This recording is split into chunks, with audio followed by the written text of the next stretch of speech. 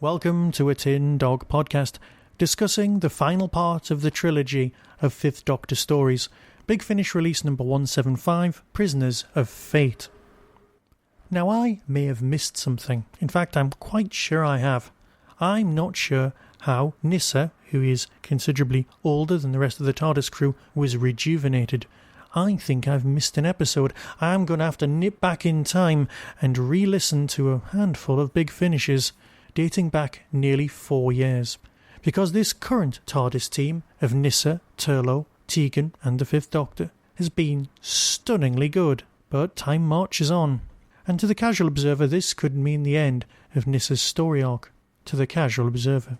But that would be spoilers, and we don't do those here. No, we do reviews. So the review of this story is so much better than you would think. Prisoner of Fate has, and I'm sorry that I'm going to use this word, a timey-wimey feel, but not until you get past the first episode. The TARDIS is brought down 50 years in Nyssa's personal future, to a former penal colony. Think Australia. Only lovely. And this place has a piece of kit called a chronoscope, a machine capable of telling the future, 100% accuracy. Are your alarm bells ringing yet? I think so. But as the Doctor says, there are a handful of races that could be at the core of this. A plot running alongside this, of course, is on this planet doing medical research is Nyssa's son. The boy she left is now 35 and trying to find a cure for the same disease that Nyssa was trying to find all those years ago.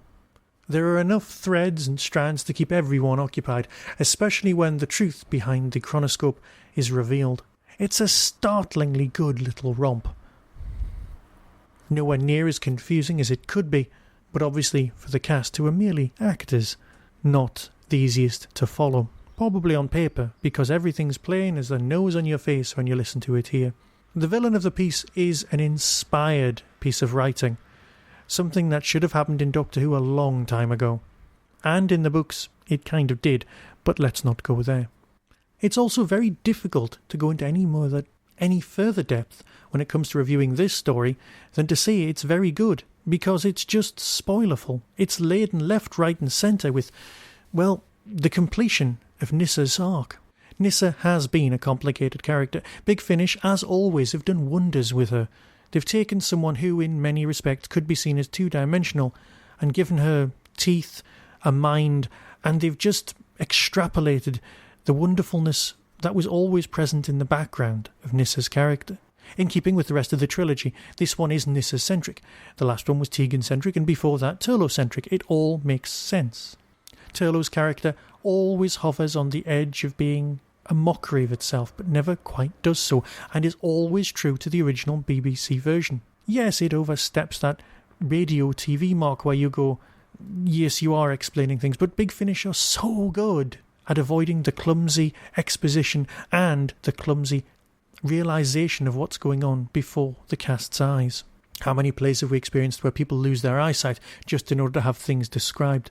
We're kind of used to it. That doesn't happen here. You have a definite sense of the atmosphere, of the design, of the feel, of the look of the place without ever seeing it. Yes, the pictures might be better on audio, but the pictures in this are better than usual. A finely crafted piece, I'll grant you. And now, a word from me talking about Hoovers before I play the trailer for this extremely good play. Until next time, be seeing you.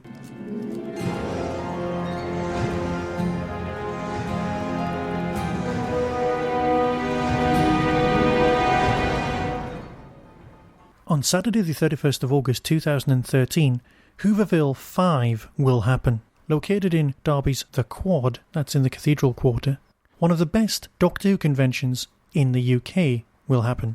Small scale, yes.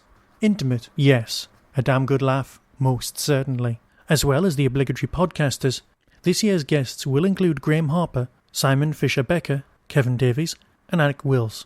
More guests are sure to be announced very shortly. For more information, check out thehoovers.org.uk, and to buy tickets, visit derbyquad.co.uk. That's derbyquad.co.uk for more information. And if you're attending, be seeing you. Coming soon from Big Finish Productions, Doctor Who, Prisoners of Fate. This is Maxis Realtor. Please identify. My name is Adric Serenus Traken. When my mother was a young woman, she travelled in a machine called the TARDIS. A time machine. A time machine? I know it's hard to believe, but when I was a boy, she used to tell me stories about the adventures she had when she travelled with the Doctor. Delighted to meet you. I'm the Doctor. This is Tegan, Turlough and Nyssa. I remember her telling me about the dangers of altering history, that once something has happened, it mustn't be changed. By becoming part of the consequences of an event, we can no longer influence that event. Not without creating a paradox. 25 years ago, on a mission to the planet Helheim, my mother disappeared. Hello. I hope you don't mind us dropping in on you like this. Not at all. You're most welcome. You don't seem very surprised to see us. Nyssa. Oh, my worship, it's her! It's her! We had advance notice of your arrival. You did? There, on the screen. She's... my mother. It was foretold. How terribly interesting. Foretold by who, exactly? There's something about this place. Something evil. Oh no, it can't be. That's not possible. You're saying that you've got a machine that lets you see into the future? You don't realise what you're doing, the forces you're unleashing. I thought I could trust you, Doctor. But it appears I was wrong. When the time differential is shorted out, there will be an explosion large enough to destroy us, the TARDIS, this planet, and most of the galaxy. Doctor. Subscribers get more at bigfinish.com.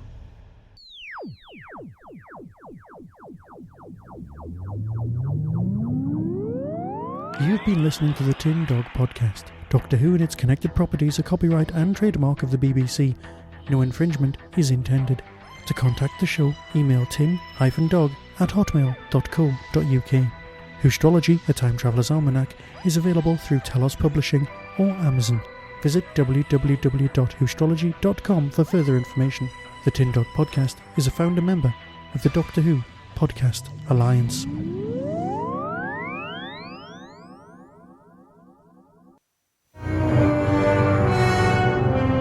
Where are we? The Parliament of the Daleks. I don't know about you, but I'm a massive Doctor Who fan. I grew up watching the Doctor transfixed as he travelled around the universe, escaping from all the weird and wonderful creatures. A lot's changed since then. Different Doctors have come and gone, but I think it's fair to say that the show gets better and better and looks more and more stunning. And a lot of that is due to computer programming. Hi, I'm Joey. Hi, I'm Effie. So me and my two lucky hackers, Effie and Joey, who are both Doctor Who crazy, have both come to BBC Television Centre to find out where it all began.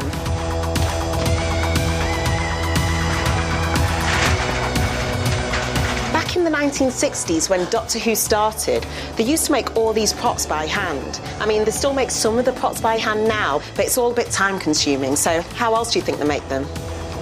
Using computers, graphics and stuff. Should we go and find out? Yeah. Come on, let's go then. The next up is the visual effects studio.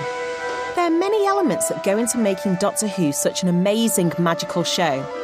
But some of it isn't possible with just actors and props. So guys, we're here with Kat, and guess what? She works on Doctor Who. Oh, really?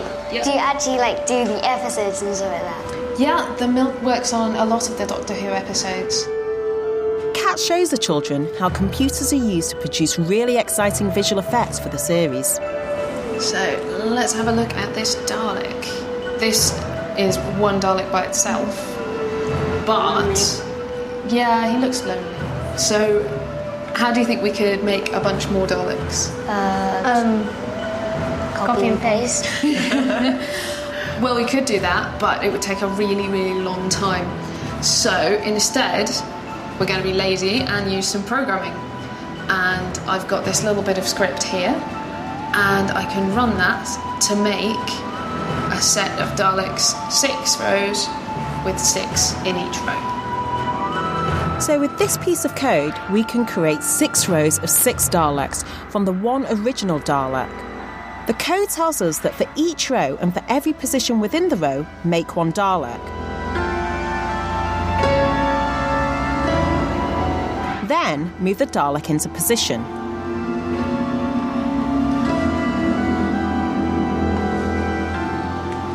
So, if I just run that,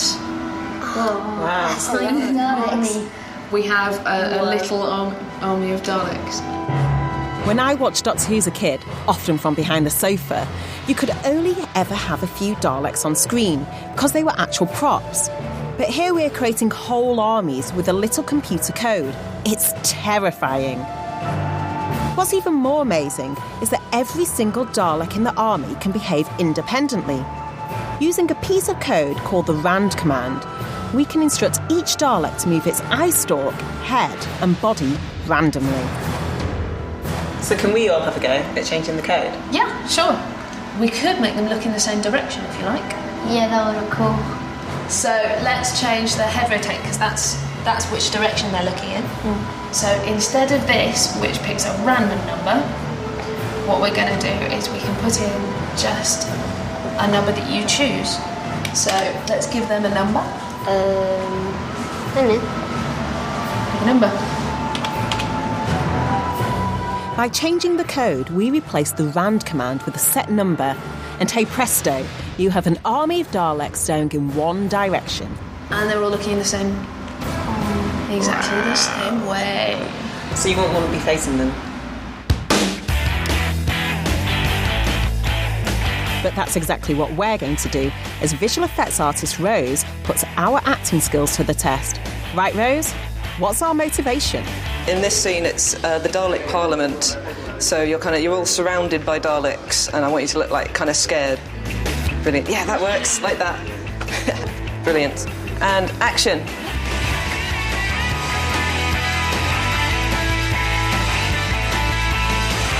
When we want to mix actors with computer-generated effects, you need to film them against a green screen, so you can replace the background with something you've designed yourself. They're everywhere. What are you going to do? All right, now stand up, stand up. Cool, now look really brave. You're not going to be scared of these guys. The doctor's going to come along and save you in a bit. OK, that's a wrap. Now it's back to the edit to upload and review the footage. You look great, don't you? Yeah. Your face is all blurred out. Wow, look at you guys. That's hilarious. So, shall we put you guys in this? Yeah. All right. So, I'm going to use the computer here to select all of the green and get rid of it. You ready? Yep. It's going to look really cool. There it goes. Is this how they filmed Doctor Who then? Yeah, this is how all of the green screen shots are done on Doctor Who, using this kind of method. That's so cool. How long does it take to film an episode? It depends on the episode. It can be anywhere between a few weeks or a couple of months. Depends how many creatures are in it. Yeah. Now I can put you on top of the footage I have here, so that you'll be sitting in the Dalek Parliament. So, here we go. Whoa. That's you guys there. So cool. Rose has used a graphics package to superimpose us into the shot. The computer runs a program which has removed all the green pixels from the footage and then merged the video with the computer-generated images. Hollywood, eat your heart out. Here comes the finished shot, the 3 of us transported into the Dalek Parliament. Here I am! And here's the Doctor on the same set. Remember next time when you watch all the monsters on Doctor Who, that lots of them were generated by computers and computer code was used to make them move around and look scary. And it's all done by artists and coders sitting around computers like these.